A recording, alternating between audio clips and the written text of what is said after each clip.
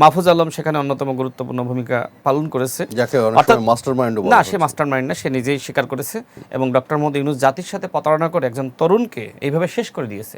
যেদিন মাহফুজ আলমকে doctor Mohammad Yunus mastermind ঘোষণা করলো, সেদিন আসলে জাতির সাথে যেমনিভাবে প্রতারণা করলো, মাহফুজ আলমের যে রাজনীতি সম্ভাবনা সেটিকে গলা টিপে হত্যা করেছে। যাই হোক, আমি যে প্রসঙ্গে ছিলাম, দেখেন আমরা 18 মাসে অ্যাকচুয়ালি কোনো পরিবর্তন দেখি নাই।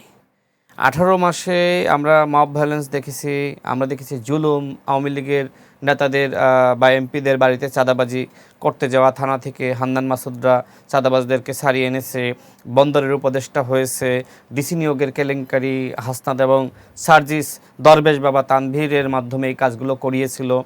এবং তাকে আবার রক্ষা করার জন্য দুদকের চেয়ারম্যানের সাথে মিটিং করা, এবং সেই মিটিংয়ের পরে যখন ফাঁস হয়ে যায় তখন সাংবাদিকদের বলল যে এটা একটা অতি গোপনীয় অভিযোগ দেওয়ার জন্য আমরা দেখা করেছিলাম। মূলত এই গাজী সালাউদ্দিন তানভীর এবং যে উপদেষ্টাদের পিও এপিএসদের বিরুদ্ধে যে দুর্নীতির কেলেঙ্কারি হয়েছিল সেটা থেকে তাদেরকে ক্লিন সার্টিফিকেট দেওয়ার জন্য এক ধরনের নির্দেশনা দেওয়ার জন্যই মূলত গিয়েছিল। তো যাই হোক, 18 মাসে ডক্টর মোহাম্মদ ইউনূস তিনি অনেক ধনী হয়েছেন, তার মানে বিভিন্ন ব্যবসা প্রতিষ্ঠানের কর মওকুফ করেছেন, নিজের নামে মামলা প্রত্যাহার করেছেন। এছাড়া তিনি আদম ব্যবসার লাইসেন্স নিয়েছেন, প্রাইভেট বিশ্ববিদ্যালয়ের লাইসেন্স নিয়েছেন। অর্থাৎ 18 মাসে যদি আপনি তালিকা করেন সবথেকে বেশি সুবিধাভোগী আসলে কে, 18 মাসে সবথেকে বেশি সুবিধাভোগী ডক্টর মোহাম্মদ ইউনূস।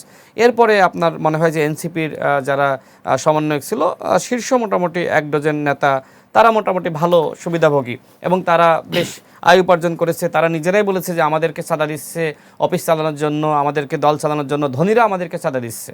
তো নানান ধরনের দুর্নীতি কেলেঙ্কারি দেখেছি আমি, বিভিন্ন সময় গণমাধ্যমে আমরা দেখেছি যে আপনার সার্জিস আলমকে এক নারী, তিনি 10 লাখ টাকা দেওয়ার কথা ছিল, সেখানে 7 লাখ টাকা দিয়েছিল, জন্য যে আনতে গিয়েছিল সে বেশ মানে খুব ক্ষুব্ধ হয়েছিল।